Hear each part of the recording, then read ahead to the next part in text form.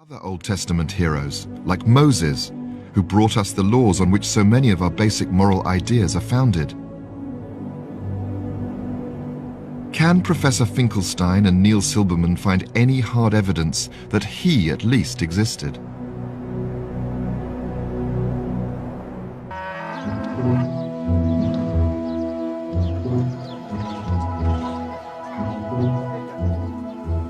According to the Bible, famine drove Abraham's descendants away from Canaan to Egypt, where they ended up as slaves in the Nile Delta.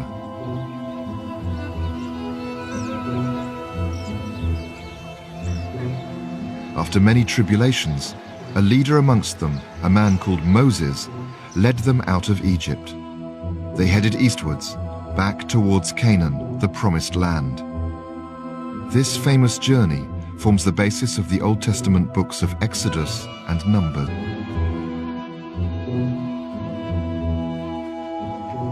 Well, here we have the early... Neil Silberman has come to discuss the evidence for the Exodus with Donald Redford, one of the world's leading archaeological experts on Egypt's Delta region. Some kind of food preparation.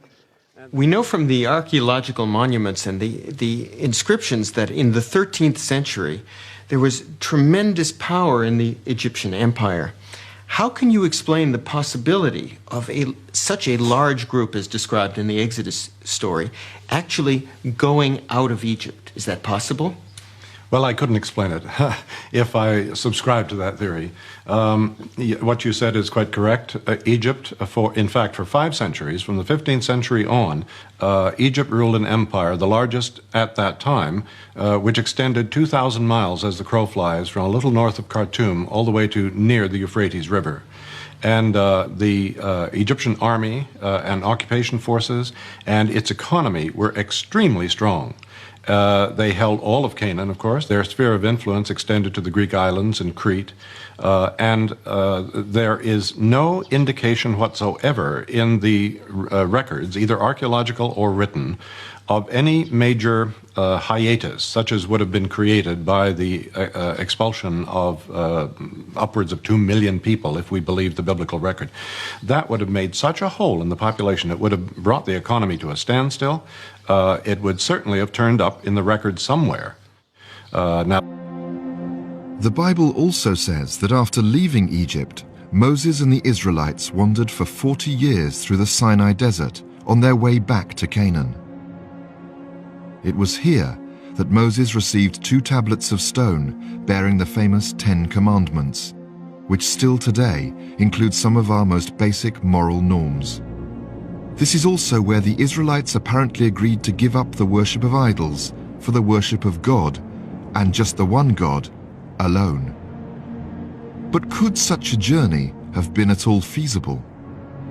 all over the eastern delta and in the Sinai, and up in the Negev and further north, there were permanent Egyptian garrisons and garrison points, checkpoints.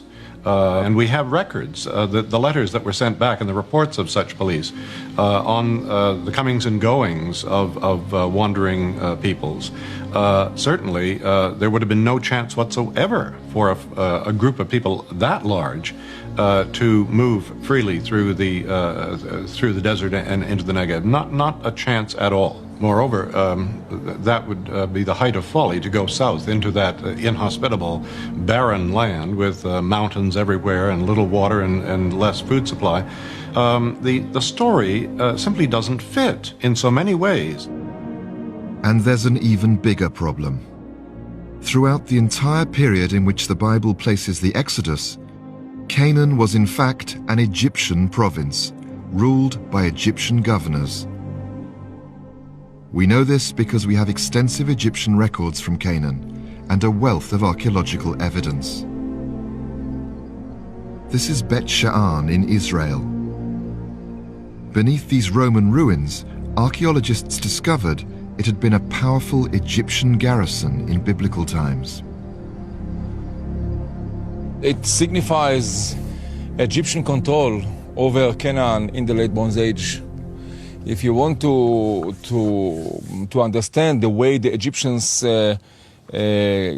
dominated completely the country and the countryside, you have to come here There was a strong garrison, there were scribes here, there were soldiers here, there were administrators here, and everything was under the control of the Egyptians, which means that 20 kilometers from here, 30 kilometers from here, if somebody wanted to take some sort of a major economic decision or a major political decision, he needed to come to Bet Sha'an to get the approval of the Egyptians.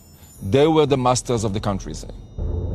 So it makes no historic sense for Moses to have led the Israelites to Canaan in order to escape the Egyptians.